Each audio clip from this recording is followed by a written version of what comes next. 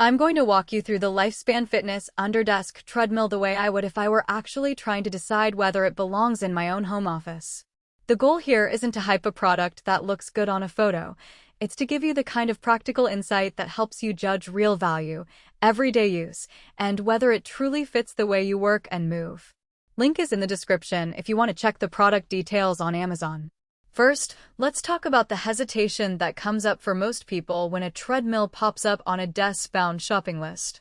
You're probably wondering, will this thing actually stay quiet enough not to disturb my calls? Will it fit under my desk without turning my workspace into a mini gym? And perhaps the biggest worry, will the money I spend on a treadmill that sits under a desk actually get used, or will it end up gathering dust while I keep hitting the pause button on my fitness goals? Those are the questions I kept asking myself while digging through the specs and the few available reviews. What you get with the LifeSpan Underdesk model is an 88-pound unit that promises to be portable and lightweight, meaning you can roll it out of the office and store it in a closet when the day is done. The remote control is the only interface you need while you're walking, so there's no need to step off to change speed. It can handle speeds from 0.4 up to 6 miles per hour and supports users up to 400 pounds, which is a fairly generous range for a home office treadmill. Now, who should actually consider buying this? If you spend at least 3 to 4 hours a day at a desk and you've tried to get up for a quick walk only to realize you need to get dressed, change shoes, and come back, this treadmill fills that exact niche. It's also a decent option for people who are recovering from an injury and need a low-impact way to stay active without the jarring impact of a traditional treadmill. The ultra-quiet claim matters most for those who take conference calls or work in a shared space. If the motor hums louder than a whisper, you'll quickly feel the need to mute yourself or put on headphones. On the flip side, if your routine is more about high-intensity cardio, sprint intervals, or you need a machine that can handle steep inclines, you'll be disappointed.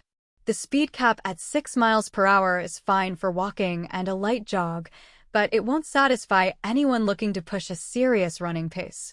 Likewise, if your desk is already cramped with monitors, paperwork, and a printer, you'll need to measure the footprint carefully. The treadmill is marketed as Underdesk, but it still needs a clear length of about 55 inches, and you'll have to leave room for the remote and the belt side rails. Let's look at a typical day with this treadmill in a real-world setting. I set mine up next to my standing desk, which is about 30 inches high. The belt sits low enough that my knees don't have to lift excessively when I'm walking, which helps reduce fatigue over long periods. Because it's quiet, I can stay on a call while my feet move at a steady 1.5 miles per hour, and the remote lets me bump the speed up to 2.5 miles per hour when I'm feeling more energetic. The biggest practical strength here is the seamless integration with the workday. You never have to stop typing to adjust settings. The remote sits on the desk, you press a button, and the belt responds instantly.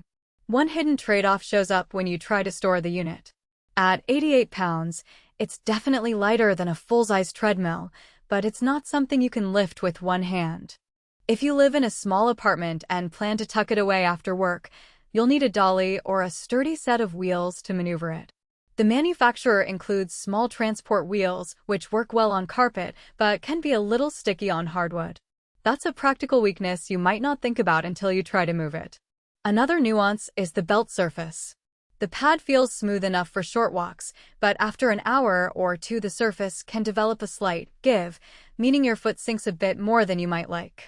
It's not a structural issue, it's just the design of a thin walking pad.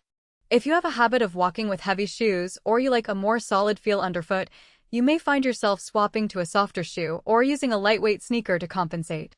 This isn't a deal breaker for most, but it's worth noting if you're particular about foot support.